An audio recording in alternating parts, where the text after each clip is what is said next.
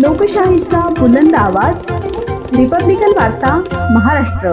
छत्रपती संभाजीनगर शहरातील करोडी परिसरात वेश्या व्यवसाय सुरू असल्याची गुप्त माहिती मिळाल्यानंतर पोलिसांनी कारवाई करत 5 महिलांची सुटका करत 1,59,220 रुपयांचा मुद्देमाल जप्त करण्यात आला असून 5 जणांविरोधात गुन्हा दाखल करण्यात आला आहे।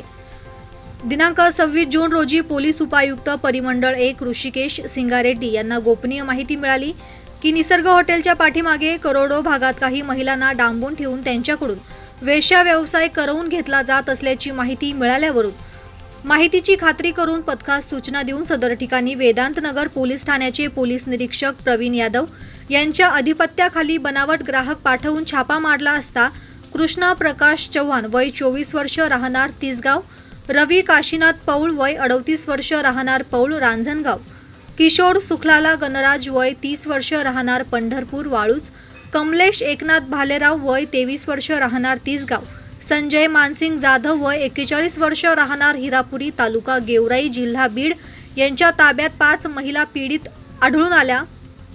त्यांची नमूद आरोपीकडून सुटका करून 1,59,220 रुपयांचा मुद्देमाल जप्त करून पोलीस धर्मराज गायकवाड यांच्या फिर्यादीवरून पोलीस ठाणे दौलताबाद येथे गुन्हा दाखल करण्यात आला आहे।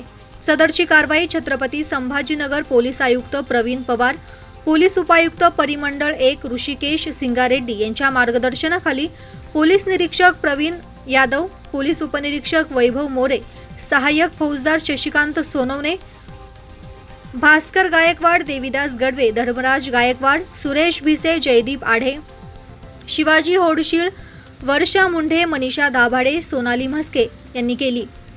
रिपब्लिकन वार्ता महाराष्ट्र वृत्तवाहिनीसाठी औरंगाबाद मराठवाडा उपसंपादक अकबर शहा।